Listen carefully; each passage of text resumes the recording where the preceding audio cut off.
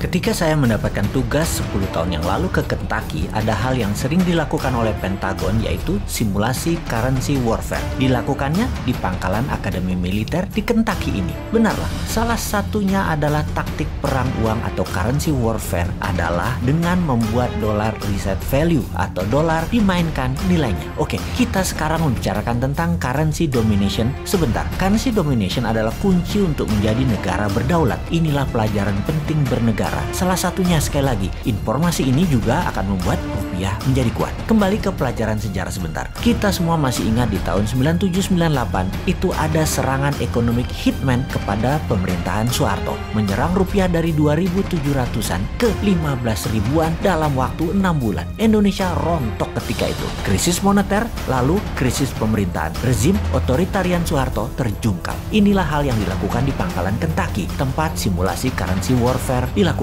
Anda, seperti saya kala itu, akan tegang bagaimana simulasi yang mereka lakukan ini semua dengan perhitungan matematik yang rinci, detail, dan jelimet. Mereka melakukannya, sekali lagi, yang namanya dollar reset value. Simulasinya banyak ragam, dimana ketika saya hadir waktu itu, mereka mensimulasikannya adalah mereka menaikkan nilai dolar 30% dari nilai saat ini. Misalnya, 1 dolar adalah 14.500 rupiah, dibuat 1 dolar 20.000 rupiah. Jadi, Indonesia yang memiliki hutang dalam dolar sekitar 450 billion dolar atau sekitar 6.000 triliun rupiah, mendadak dalam sekejap hutangnya jadi 9.000 triliun rupiah. Bangkrut itu pemerintah dalam seketika kalau hal itu dilakukan, yaitu dolar nilainya dinaikkan 30%. Lalu dalam layar simulasi ada nilai currency dolar terhadap 190 negara di dunia. Dilihat apa yang terjadi, bagaimana dengan negara Singapura, bagaimana dengan Jepang, bagaimana dengan negara Eropa, bagaimana dengan Tiongkok, dan lain sebagainya. Menariknya, ketika dolar dinaikkan 30%, Tiongkok tidak rubuh. Cadangan devisa mereka, walau ada dolar, namun gold di Tiongkok kuat dan banyak. Juga yuan dipakai di beberapa negara mitra mereka, membuat Tiongkok kuat. Simulasi kedua, nilai dolar dijatuhkan 50%. Ekspor barang Indonesia dalam dolar jadi hancur. Indonesia rubuh juga. Dalam bahasa Lemhanasnya adalah fail state. Dan hebatnya lagi, Tiongkok tidak rubuh ketika dolar dilemahkan 50%. Simulasi berikutnya yaitu dolar di-cut 80% alias tinggal 20%. Ternyata Tiongkok juga tidak lumpuh. Pokoknya di harga dolar berapapun Tiongkok kuat, bahkan Amerika yang rugi. Menariknya, Indonesia di level turun 20%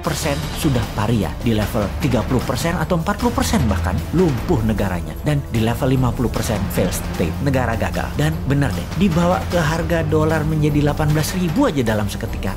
Biar pemerintah Indonesia. Sekedar mengingatkan, yang rubuh pemerintahnya ya, bukan negaranya loh ya. Oke, itu adalah salah satu di antara banyak informasi di Kentucky. Apalagi oleh-oleh dari Kentucky, pangkalan dan akademi militernya keren abis. Tempat latihan fisiknya, latihan baris berbarisnya, latihan jungle survivalnya, pelatih-pelatihnya, world class semua. Dan ketika summer, anak-anak remaja digojlok di summer camp, dibuat kekinian pusat pendidikannya. Suara musik, bernyanyi, api unggun, sharing, kegiatan olahraga, hobi, semua berubah menjadi tempat yang seru bagi anak remaja dengan disiplin militer yang tinggi. Masuk pendaftarannya bahkan ngantri sampai berbulan-bulan, dibatasi kepesertaan anggota demi hasil maksimum. Sungguh pengalaman di Kentucky